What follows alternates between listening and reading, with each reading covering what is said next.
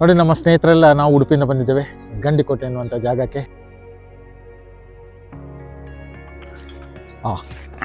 ಇಲ್ಲೆಲ್ಲ ಬಹಳಷ್ಟು ವೇಗದಲ್ಲಿ ಬರ್ತಾ ಇದ್ದಾರೆ ಇವರೆಲ್ಲ ಮನೆಗೆ ಹೋಗುವವರು. ಎಲ್ರಿಗೂ ನಮಸ್ಕಾರ ಹಾಗೂ ಕುಮಾರ್ KC 85 ನನ್ನ ಚಾನಲ್ಗೆ ಸುಸ್ವಾಗತ. ನಾನಿಂದು ನನ್ನ ಸ್ನೇಹಿತರೊಡನೆ ಗಂಡಿಕೋಟ್ ಎಂಬಲ್ಲಿಗೆ ಬಂದಿದ್ದೇನೆ. ಈಗ ಅಲ್ಲಿರುವಂತಹ ಒಂದು ಕೋಟೆಯ ದೃಶ್ಯವನ್ನು ನೋಡಲಿಕ್ಕೆ ನಾವು ಹೋಗ್ತಿದ್ದೇವೆ. ನೋಡೋಣ, ನನ್ನ ಸ್ನೇಹಿತರೆಲ್ಲ ಮುಂದೆ ಹೋಗಿದ್ದಾರೆ.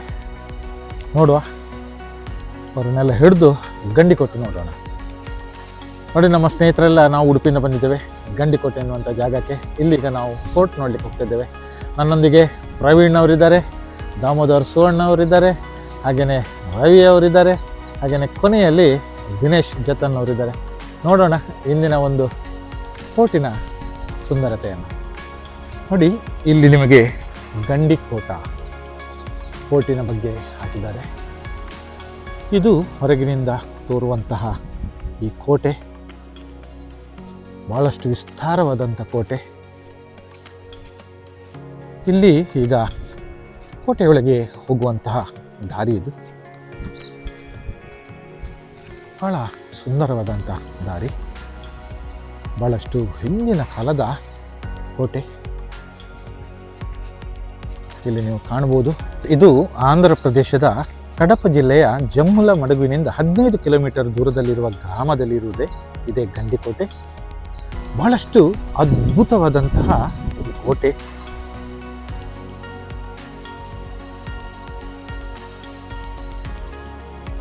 ಗಂಡಿಕೋಟೆಯ ಮುಖದ್ವಾರವನ್ನು ನೀವು ಕಾಣ್ತಿದ್ರಿ. ಈ ಮುಖದ್ವಾರ ಮುಖೇನ ಈಗ ನಾವು ಒಳಗೆ ಹೋಗೋಣ. ಇಲ್ಲಿಯ ಸುಂದರವಾದಂಥ ಅತಿ ದೊಡ್ಡದಾದ ಹೆಬ್ಬಾಗಿಲು, ಇನ್ನ ಕಾಲದ ಬಹಳಷ್ಟು ದೊಡ್ಡದಾದ ಹೆಬ್ಬಾಗಿಲಿದು. ರಕ್ಷಣೆಗಾಗಿ ಮಾಡಿದಂಥ ಹೆಬ್ಬಾಗಿಲಿದು. ಅದೇ ರೀತಿ ಈಗ ಕೋಟೆಯ ಒಳಗಡಿನ ಒಂದು ದೃಶ್ಯವನ್ನು ನೋಡೋಣ. ವಿಶಾಲವಾದ ಕೋಟೆಯ ಒಳಗೆ ಬಹಳಷ್ಟು ಪೂರ್ಣವಾಗಿ ಅಂದಿನ ಕಾಲದಲ್ಲಿ ತಯಾರಿಸಿದಂಥ ಕೋಟೆ ಇದು. ಇಲ್ಲಿ ನೀವು ಕಾಣ್ತಿದ್ರಿ.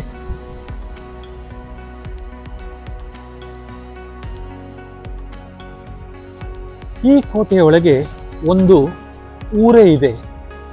ಯಾಕಂತೇಳಿದರೆ ಇಲ್ಲಿ ಎಲ್ಲ ಜನರು ವಾಸಿಸ್ತಿದ್ದಾರೆ. ಇದು ಮೊದಲಿನ ಹಳೆಯ ಕೋಟೆ. ಆದರೆ ಇಲ್ಲಿ ಆ ಕೋಟೆಯ ಒಳಗೆ ಜನಜೀವನ ಸಾಗಿಸ್ತಿದ್ದಾರೆ.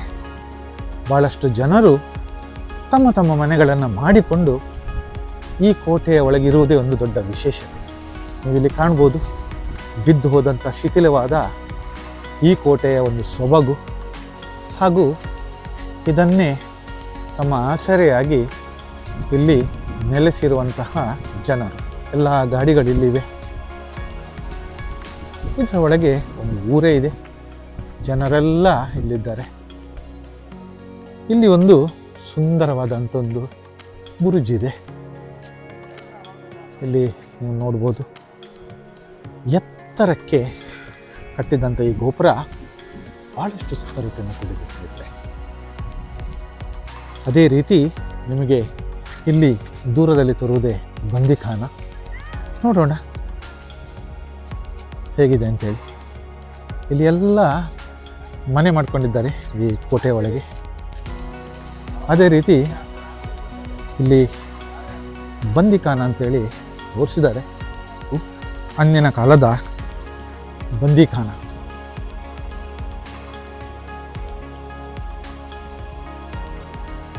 ಇಲ್ಲಿ ಒಂದು ಸಣ್ಣ ಗೇಟ್ ಇದೆ. ಗೇಟ್ ಅಲ್ಲ, ಒಂದು ಸಣ್ಣ ಸ್ಟೆಪ್ಪು. ಇದು ಒಳಗಡೆಗೆ ಅಲ್ಲಿಗೆ ನಿಂತು ಹೋಗಿದೆ. ಇತ್ತಗಿಂದ ನಾವು ಒಳಗಡೆ ಹೋಗೋಣ. ಸ್ಟೆಪ್ ಹತ್ತಿಕೊಂಡು, ಮೆಟ್ಟಲುಗಳನ್ನು ಹತ್ತಿಕೊಂಡು, ಅಗಾಧವಾದ ಕಲ್ಲಿನಿಂದ ಮಾಡಿದಂಥ ಮೆಟ್ಟಲುಗಳು. ಒಳಗಡೆ ಈಗಾಗಲೇ ನನ್ನ ಸ್ನೇಹಿತರು ಬಂದಾಗಿದೆ, ಬಂದಿಖಾನೆಯನ್ನು ನೋಡಲಿಕ್ಕೆ ಬಂದಾಗಿದ್ದಾರೆ. ಭಾಳ ಸುಂದರವಾದಂತಹ ಒಂದು ಬಂದಿಖಾನೆ ಇದು. ವಿಶೇಷ ಹೇಳಿದರೆ ಈ ಕೋಟೆಯ ಒಳಗೆ ಅಂದಿನ ಕಾಲದಲ್ಲಿ ಎಲ್ಲ ವ್ಯವಸ್ಥೆ ಇತ್ತು. ದೂರದಲ್ಲಿ ನಿಮಗೆ ದೇವಸ್ಥಾನ ತೋರ್ತದೆ. ಅದೇ ರೀತಿ ಈ ಬದಿಯಲ್ಲಿ ಮಸೀದಿ ತೋರ್ತದೆ. ಇವೆಲ್ಲವೂ ವ್ಯವಸ್ಥೆ ಮೊದಲು ಇಲ್ಲಿದ್ದದನ್ನು ನಾವಿಲ್ಲಿ ಕಾಣ್ಬೋದು. ಹಾಗೆಯೇ ಇನ್ನೂ ಹಲವಾರು ಜಾಗಗಳಿವೆ. ನೋಡ್ತಾ ನೋಡ್ತಾ ಸಾಗೋಣ. ಸುಂದರವಾಗಿ ಈಗದ ಜನರು ತಮ್ಮ ತಮ್ಮ ನಿವಾಸಗಳನ್ನು ಮಾಡಿಕೊಂಡು ಇಲ್ಲಿ ವಾಸಿಸ್ತಾರೆ. ಇಲ್ಲಿ ನಿಮಗೆ ಮಾಧವರಾಯ ಸ್ವಾಮಿ ಆಲಯ ಅಂತೇಳಿದೆ. ಇಲ್ಲಿ ನೀವು ಕಾಣ್ಬೋದು, ಇವರೆಲ್ಲ ಸಾಕಿದ ಆಡುಗಳು ಮೇದುಕೊಂಡು ವಾಪಸ್ ಬರ್ತಾ ಇದ್ದೇವೆ. ಈಗ ಇದು ಇಲ್ಲಿರುವ ಒಂದು ದೇವಸ್ಥಾನಕ್ಕೆ ಹೋಗುವಂಥ ದಾರಿ. ಇಲ್ಲೆಲ್ಲ ಭಾಳಷ್ಟು ವೇಗದಲ್ಲಿ ಬರ್ತಾ ಇದ್ದಾರೆ ಇವರೆಲ್ಲ ಮನೆಗೆ ಹೋಗುವವರು. ಇವರೆಲ್ಲ ಮನೆಗೆ ಹೋಗುವವರಂತೆ ಭಾಳಷ್ಟು ವೇಗದಲ್ಲಿ ಬಂದು ಅಬ್ಬರಿಸಿ ನೋಡ್ತಾ ಇದ್ದಾರೆ. ಒಬ್ಬರಿಗಿಂತ ಒಬ್ಬರು ಓಡ್ತಾ ಇದ್ದಾರೆ ನೋಡಿ. ಇಲ್ಲಿಯ ವಿಶೇಷತೆ ಏನಂತ ಹೇಳಿದ್ರೆ, ಈ ಕಲ್ಲುಗಳು ಬಹಳಷ್ಟು ರಾಶಿ ರಾಶಿಯಾಗಿರುವಂಥ ಕಲ್ಲುಗಳನ್ನು ಹೂರ್ಣವಾಗಿಟ್ಟಿದ್ದಾರೆ ಇವರು. ಅದೇ ರೀತಿ ಇಲ್ಲಿ ಒಂದು ಸಣ್ಣ ದೇವಸ್ಥಾನವಿದೆ, ನೀವು ಇಲ್ಲಿ ಕಾಣ್ತಿದ್ರೆ. ಭಾಳ ಶಿಥಿಲಾವಸ್ಥೆಯಲ್ಲಿರುವಂತಹ ಈ ದೇವಸ್ಥಾನ ಮುಂದಿನ ಎಲ್ಲ ಗುಡಿಗಳನ್ನು ನೀವು ಇಲ್ಲಿ ಕಾಣ್ಬೋದು. ಎಲ್ಲ ನಾಶವಾಗಿದೆ, ಶಿಥಿಲವಾಗಿ ಹೋಗಿದೆ. ಆದರೂ ಇದರ ಪಕ್ಕದಲ್ಲಿ ಇರುವಂತಹ ಒಂದು ಕೆರೆ ನೀವು ಇಲ್ಲಿ ಕಾಣ್ತಿದ್ರೆ, ಕೆರೆಯ ಸ್ವರೂಪವನ್ನು. ಯಾಕಂತೇಳಿದರೆ ಇವೆಲ್ಲ 1000 ವರ್ಷಗಳ ಹಿಂದಿನ ಈ ಪಳಿಯುಳಿಕೆಗಳು ಇಂದಿಗೂ ಉಳಿದಿವೆ. ಆದರೆ ಅತ್ಯಂತ ಕ್ಷೀಣ ಸ್ಥಿತಿಯಲ್ಲಿ ಇಂದಿಗೂ ನಮಗೆ ನೋಡಲಿಕ್ಕೆ ಸಿಗ್ತಾ ಇದೆ. ಇದರ ಹಿಂದಿರುವುದೇ ಲಿಂಬೆಯ ತೋಟ. ನಿಮಗೆ ತೋರ್ತಿರುವುದಲ್ಲಿ ಎಲ್ಲ ಲಿಂಬೆಯ ಗಿಡಗಳನ್ನು ಇವರಲ್ಲಿ ನಟ್ಟಿದ್ದಾರೆ. ಇದನ್ನು ನೀವು ಇಲ್ಲಿ ಕಾಣಬಹುದು. ದೂರದಲ್ಲಿ ಕಾಣ್ತಿರುವುದೇ ದೇವಸ್ಥಾನದ ಪಳಿಯುಳಿಕೆ. ಇದು ಅಂದಿನ ಕಾಲದ ದೇವಸ್ಥಾನ. ಇದರ ಶಿಖರವೇ ಇಲ್ಲ. ಶಿಖರವನ್ನು ಅಂದು ತೆಗೆದಿರಬೇಕು. ಯಾಕಂತೇಳಿದರೆ ಶಿಖರವಿಲ್ಲದ ದೇವಸ್ಥಾನವಿದು. ದೇವಸ್ಥಾನದ ಗೋಪುರ ನೋಡೋಣ ಇದರ ಅವಸ್ಥೆ ಹೇಗಿದೆ ಅಂತೇಳಿ. ಇದನ್ನು ಮಾಧವರಾಯ ಟೆಂಪಲ್ ಅಂತೇಳಿ ಗುರುತಿಸಲಾಗಿದೆ. ಸುಂದರವಾದಂಥ ಕೆತ್ತನೆಯಲ್ಲಿ ಮಾಡಿದಂತಹ ಈ ದೇವಸ್ಥಾನ ಇಲ್ಲಿ ಕಾಣ್ತಿದ್ದೀರಿ. ಬೆಣಚು ಕಲ್ಲಿನಾಗೆ ತೋರುವಂತಹ ಈ ಕಲ್ಲಿನಲ್ಲಿ ತಯಾರಿಸಿದಂತಹ ಅಂದಿನ ದೇವಸ್ಥಾನ ಬಹಳಷ್ಟು ಸುಂದರವಾಗಿದೆ. ಅದೇ ರೀತಿ ನಾನು ದೇವಸ್ಥಾನಗಳಿಗೆ ಹೋಗ್ತಿದ್ದೇನೆ. ಈಗ ನೋಡೋಣ. ಇಲ್ಲಿಯ ಒಂದು ಕಲ್ಲಿನಲ್ಲೇ ಅಂದಿನ ಕಾಲದಲ್ಲಿ ಮಾಡಿದಂತಹ ಈ ಮುಖಗೋಪುರ ಅದ್ಭುತವಾದ ಕೆತ್ತನೆ. ಆದರೆ ಇದೆಲ್ಲ ನಾಶದಂಚಿನಲ್ಲಿದ್ದಾಗಿದೆ. ಯಾಕಂತೇಳಿದರೆ ಇದನ್ನು ಯಾವುದೇ ವಿಷಯದಲ್ಲಿ ಕಾಪಾಡುವಂಥ ಯಾವ ಕುರುಹುಗಳು ತೋರ್ತಾ ಇಲ್ಲ. ಭಾಳಷ್ಟು ಸುಂದರವಾಗಿ ಕಲ್ಲುಗಳಿಂದ ನಿರ್ಮಿತಗೊಂಡಂತಹ ಈ ದೇವಾಲಯವನ್ನು ನೀವು ಇಲ್ಲಿ ಕಾಣ್ತಿದ್ರಿ. ಭಾಳಷ್ಟು ಅದ್ಭುತವಾದಂತಹ ಈ ದೇವಾಲಯ. ಇದು ಒಳಬದಿಯ ನೋಟ. ಒಳಬದಿಯಿಂದ ನೋಡಿದಾಗ ದೇವಸ್ಥಾನದ ಭಾಗಗಳು ಹಾಗೂ ಅದರ ಸುತ್ತಲೂ ಇರುವಂತಹ ಒಂದು ವರಾಂಡ ಬಹಳಷ್ಟು ಅದ್ಭುತವಾಗಿದೆ ಸ್ನೇಹಿತರೆ. ನೀವಿಲ್ಲಿ ಕಾಣ್ತಿದ್ದೀರಿ. ದೇವಸ್ಥಾನವನ್ನು ಬಹಳಷ್ಟು ಹತ್ತಿರದಿಂದ ಕಾಣೋಣ. ಇಲ್ಲಿರುವಂತಹ ಅದ್ಭುತವಾದ ಕೆತ್ತನೆಗಳು ಇವೆಲ್ಲ ನಾಶದಂಚಿನಲ್ಲಿದ್ದಂತಿದೆ. ಎಲ್ಲರಿದನ್ನು ಹಿಡಿದು ಹಿಡಿದು ಹಿಡಿದು ಹಿಡಿದು ಸವಿದು ಹೋಗಿದೆ. ಸಾವಿರಾರು ವರ್ಷದ ಹಿಂದಿನದ ಈ ಒಂದು ಅದ್ಭುತ ಕಲೆ ಈಗಲೂ ಉಳಿದಿದೆ ಅಂದರೆ ಆಶ್ಚರ್ಯ ಅಲ್ಲವೇ?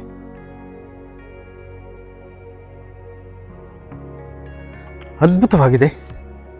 ಇಲ್ಲಿ ಒಂದು ವರಾಂಡ ಹಾಗೂ ಮೇಲ್ಛಾವಣಿ ಹಾಗೂ ಇಲ್ಲಿ ಇರುವಂತಹ ಅಗಾಧವಾದಂಥ ಕಲ್ಲ ಕಂಬಗಳು.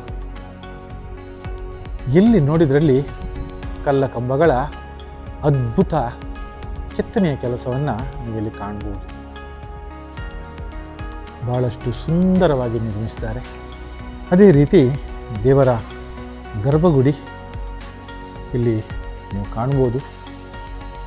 ಒಳಗೆ ಕತ್ತಲಿದೆ, ಬೀಗ ಹಾಕಿದ್ದಾರೆ ಇದಕ್ಕೆ. ಆದರೂ ಕತ್ತಲೆಯಲ್ಲಿ ಎಷ್ಟು ತೋರುತ್ತೋ ನೋಡೋಣ. ಅದು ಈಗ ಏನು ಇಲ್ಲ ಇದರಲ್ಲಿ, ಆದರೂ ಇದು ಆಗ ಇರುವಂತಹ ಗರ್ಭಗುಡಿ ಅಂಥೇಳಿ ನಾವು ಹೇಳ್ಬೋದು. ಈ ಗರ್ಭಗುಡಿ ಒಳಗಡೆ ಹೀಗಿದೆ, ಇಲ್ಲಿ ಕಾಣ್ತಿದ್ರಿ. ಇಲ್ಲಿಂದ ಹೊರಗೆ ಹೋಗುವಂಥದ್ದು ಅದ್ಭುತವಾದ ಮೇಲ್ಛಾವಣಿ, ಸುಂದರವಾದ ಕೆತ್ತನೆಗಳೆಲ್ಲ, ಕಂಬಗಳು, ಇವೆಲ್ಲವೂ ಇಲ್ಲಿಯ ಆಕರ್ಷಣೆ. ನೀವಿಲ್ಲಿ ಕಾಣ್ಬೋದು, ಅಂದಿನ ಕಾಲದಲ್ಲಿ ಗಣಪತಿಯ ಚಿತ್ರವನ್ನು ಇಲ್ಲಿ ಕೆತ್ತಿದ್ದಾರೆ. 1000 ವರ್ಷಗಳ ಹಿಂದೆ ಎಲ್ಲ ರೀತಿಯ ದೇವರುಗಳ ಕೆತ್ತನೆಯನ್ನು ನಾವಿಲ್ಲಿ ಕಾಣ್ಬೋದು. ಅದ್ಭುತವಾದಂಥ ಕಲೆಗಳುಳ್ಳ ಈ ದೇವಸ್ಥಾನದ ಸುತ್ತಮುತ್ತಲ ಪರಿಧಿಯನ್ನು ನೋಡೋಣ.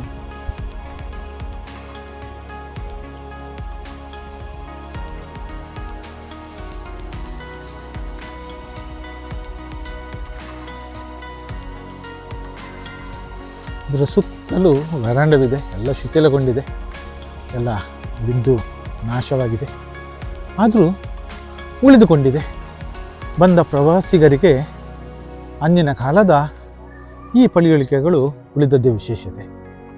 ಇಲ್ಲಿ ನನ್ನ ಸ್ನೇಹಿತರು ಇರೋರು ಕೂತ್ಕೊಂಡು ನೋಡ್ತಿದ್ದಾರೆ, ಭಾಳಷ್ಟು ಕುತೂಹಲದಿಂದ ವೀಕ್ಷಣೆ ಆಗ್ತಿದೆ.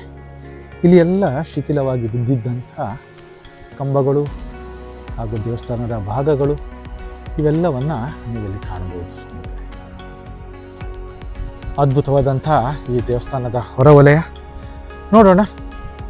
ಮುಂದಿನ ಯಾವ ವಿಶೇಷತೆ ಇದೆ ಅಂಥೇಳಿ ನೋಡ್ತಾ ಸಾಗೋಣ. ದೂರದಲ್ಲಿ ತೋರುತ್ತಿರುವಂಥ ದೇವಸ್ಥಾನ ಹಾಗೂ ಇಲ್ಲಿ ಅಂದಿನ ಕಾಲದ ನೀರಿನ ವ್ಯವಸ್ಥೆ, ಎಷ್ಟು ಶುಭ್ರವಾಗಿ ಇರುವಂಥ ನೀರು ನೋಡಿ, ಭಾಳಷ್ಟು ಹಚ್ಚ ಹಸೂರಾಗಿ ತೋರ್ತಾ ಇದೆ ಈ ನೀರು. ಅಂದರೆ ಭಾಳ ಆಳಸ ಇರ್ಬೋದು. ಭಾಳಷ್ಟು ವ್ಯವಸ್ಥೆಗಳು ಅಂದಿನ ಕಾಲದಲ್ಲಿ ನಡೆದಿದೆ. ಹಾಗೆಯೇ ಇನ್ನೊಂದು ಕಡೆಗೆ ನಾವು ಹೊರಟಿದ್ದೇವೆ, ನೋಡೋಣ.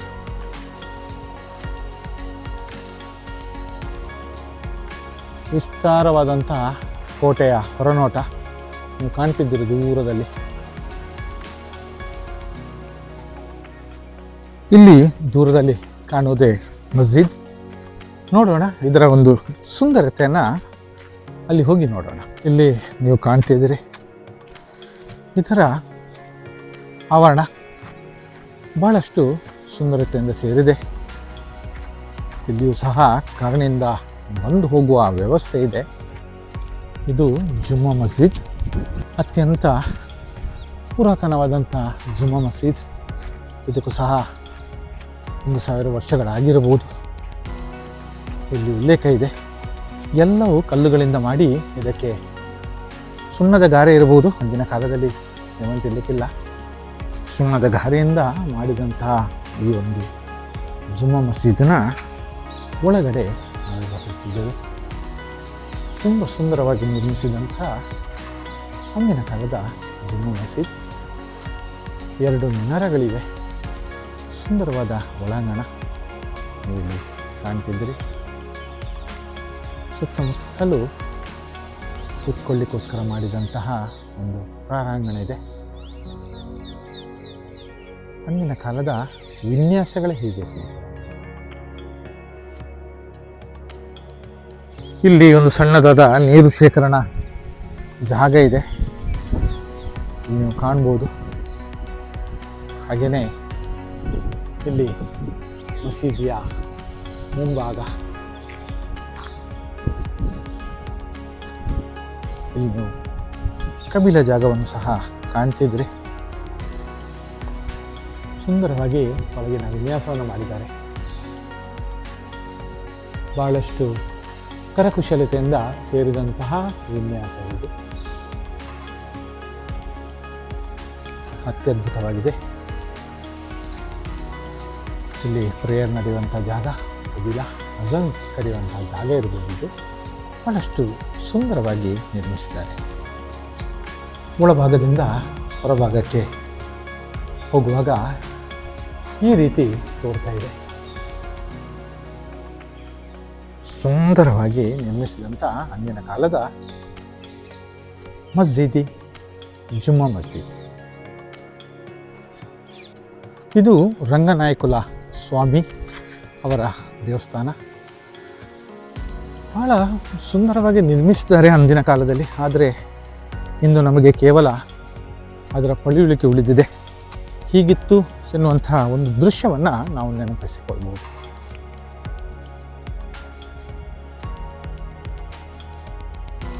ನೋಡೋಣ ಇದರ ಒಳಗೆ ಏನೇನಿದೆ ಅಂತೇಳಿ. ಕಲ್ಲಿನಿಂದ ಮಾಡಿದಂಥ ಮುಖಮಂಟಪವಿದೆ. ಸುಂದರವಾಗಿ ಕಲ್ಲಿನಿಂದ ನಿರ್ಮಿಸಿದಂಥ ಮುಖಮಂಟಪ. ಇಲ್ಲಿ ನೀವು ಕಾಣ್ಬೋದು ಈ ಮುಖಮಂಟಪವನ್ನು. ಅದೇ ರೀತಿ ಅವರಿಗೊಂದು ಸಣ್ಣ ಗುಡಿ ನಿರ್ಮಿಸಿ ಚಪ್ಪಡಿ ಹಾಸುಗಲ್ಲು ಹಾಗೂ ಕೆತ್ತನೆಯ ಕಂಬಗಳಿಂದ ತಯಾರುಗೊಳಿಸಿದ್ದಾರೆ. ಹಿಂಭಾಗದ ದೃಶ್ಯವಿದು. ಇಲ್ಲಿಯೂ ಸಹ ಗರ್ಭಗುಡಿಗೆ ಹೋಗುವಂತಹ ಒಂದು ಮೆಟ್ಟಲಿದೆ. ಅಗಾಧವಾದ ದಪ್ಪ ದಪ್ಪ ಕಲ್ಲುಗಳಿಂದ ಅಂದಿನ ಕಾಲದಲ್ಲಿ ಮಾಡಿದಂತಹ ಈ ಆವರಣದ ಗೋಡೆ ಹಾಗೂ ಇಲ್ಲಿರುವಂತಹ ಒಂದು ಸಣ್ಣ ದೇಗುಲ.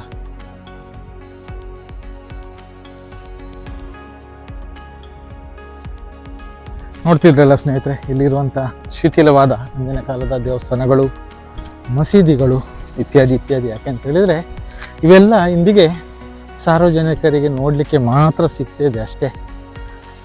ಬೇರೆ ಅದರ ಒಂದು ನೀಟ್ನೆಸ್ ಆಗಲಿ ಅಥವಾ ಅದನ್ನೊಂದು ಉಳಿಸಿಕೊಂಡಂಥ ಜಾಗ್ರತೆ ಯಾವುದು ಇಲ್ಲಿ ಅಷ್ಟು ತೋರುವುದಿಲ್ಲ. ಯಾಕಂತೇಳಿದರೆ ಇದೆಲ್ಲ ಅದೆಷ್ಟೋ ಸಾವಿರ ವರ್ಷಗಳ ಕಾಲದ ಹಿಂದಿನದು. ಅದನ್ನು ಸರ್ಕಾರದವರು ಭಾಳಷ್ಟು ಜಾಗ್ರತೆ ವಹಿಸಿ ಕಾಪಾಡಬೇಕಿತ್ತು. ಆದರೂ ತೊಂದರೆ ಇಲ್ಲ, ಇಂದಿಗೂ ಅದರ ಅವಶೇಷ ಉಳಿದಿದೆ ಅನ್ನೋದೇ ಒಂದು ಸಂತೋಷ.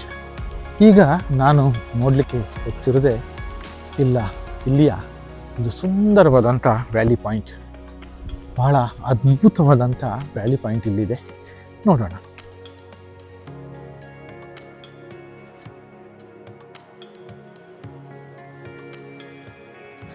ಇಂತಹ ಅದ್ಭುತ ದೃಶ್ಯಗಳನ್ನು ನೋಡಲಿಕ್ಕೆ ಇಲ್ಲಿಯೇ ಬರಬೇಕು. ಯಾಕಂತ ಹೇಳಿದರೆ ಇದು ನಾವು ಊಹೆಗೂ ನಿಲಕತ್ತದ್ದು. ಯಾಕಂತ ಹೇಳಿದರೆ ಇಂತಹ ಒಂದು ಪ್ರಕೃತಿಯ ಮಡಿಲಲ್ಲಿ ಅಂದಿನ ಕಾಲದಲ್ಲಿ ಯಾವ ರೀತಿ ನಿರ್ಮಿಸಿದ್ದಾರೆ ನೋಡಿ ಈ ಕೋಟೆಯನ್ನು.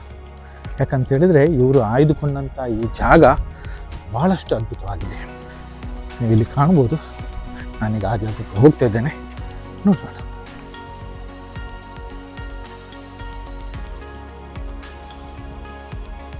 ಇಲ್ಲಿ ತೋರ್ತಾ ಇದೆ. ಇಲ್ಲಿ ಹತ್ತಿದಾಗ ತೋರುವುದೇ ಈ ಅದ್ಭುತ ಜಾಗ.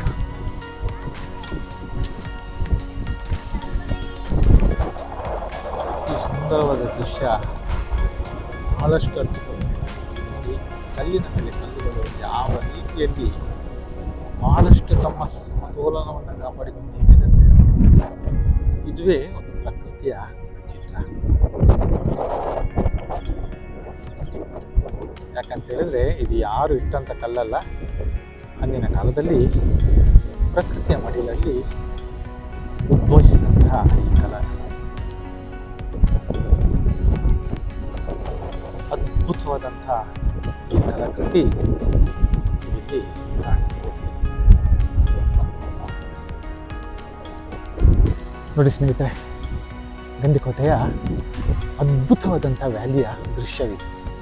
ನೀವಿಲ್ಲಿ ಕಾಣ್ತಿದ್ರಿ, ಎರಡು ಗುಡ್ಡಗಳ ನಡುವೆ ನೀರು ಹಾದು ಹೋಗುವಂತಹ ಈ ಒಂದು ಸನ್ನಿವೇಶ ಬಹಳಷ್ಟು ಅದ್ಭುತವಾಗಿದೆ. ಪ್ರಕೃತಿಯ ವೈಚಿತ್ರ್ಯದಿದೆ ಅಲ್ಲವೇ? ಎಷ್ಟು ಸುಂದರವಾದ ದೃಶ್ಯ ನೋಡಿದೆ.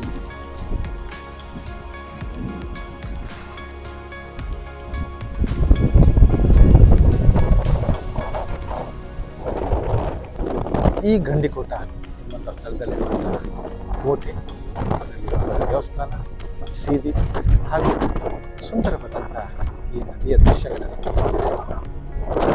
ಬನ್ನಿ, ನೀವು ಒಮ್ಮೆ ಇಂದಿನ ವಿಡಿಯೋನ ಮುಗಿಸ್ತಿದ್ದೇನೆ. ಎಲ್ರಿಗೂ ಶುಭವಾಗಲಿ.